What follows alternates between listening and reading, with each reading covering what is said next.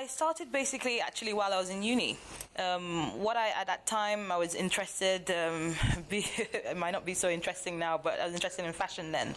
And I was studying economics, so it was quite a chore, a task, I should say, to try and link both careers. So all I did was used to buy unique items and then sell it to students, or try and buy items for students that they could afford at the right price for parties and events. If they're looking for something unique to wear for the next party or the next house party, you could come to me. The next thing was to basically become an apprentice, in a fashion house, because as I said, then that's what I started doing at university, and that lasted for 3 months.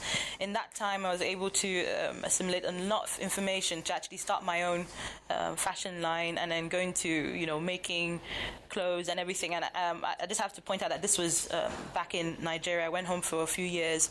My parents wanted to see what I could do there, and then see how I could build my career in Africa, and see what's going on in Africa, because I wasn't that aware of things and how I could improve, something or change something there. The fashion house winded down, and that was because obviously me not having the skills in business at that age. I mean, you're talking about me being 20 years old here.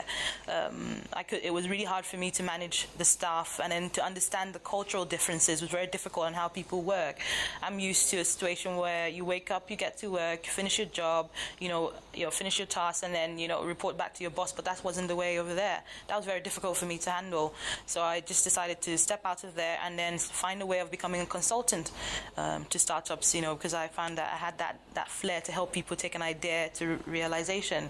And that's how Imoa more or less came about. What I've achieved in 3 years, there's no way I could have done it elsewhere. Not possible. If I tried in London, I'd probably have been drowned by everyone else.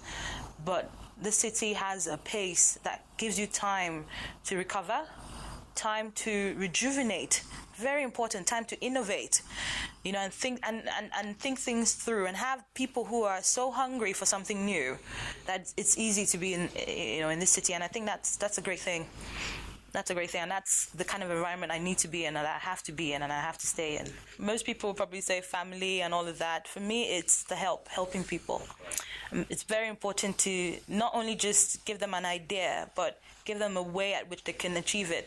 And I'm not talking about spoon-feeding someone. It's about actually, teaching them how to fish, more or less. The other values that I hold, really there is just, commitment. If, you feel that you can do something, commit to it, and the last, which everyone who knows me can tell you, is perseverance. I don't believe in giving up. It's very key to me. I believe if you're willing to start something, you should finish it. Never see anything as a failure. Just start, take action, and do something. My life pride, what I'm proud about the most, it would have to be my BioBox project. Basically, it's my experience in the past 15 years as an entrepreneur, and building businesses, selling them off or failing, and realizing that it was because I didn't have the education in the first place. So I decided to put together a program that would infuse everything I've learned, everything that is out there that I'm not good at or weak at, put it into a program that I could actually deliver to young people. And that, to date, is my greatest project. Pride basically is a magazine that's supposed to help businesses, smaller businesses and startups and aspirational businesses, basically, to find a way to link up with other businesses in the city. And that's by telling the story, featuring in the magazine, for instance. Putting an ad isn't really enough. So what we've done is a cafe-size magazine, so a coffee break magazine, that can be read for you to see what a person and the business is about.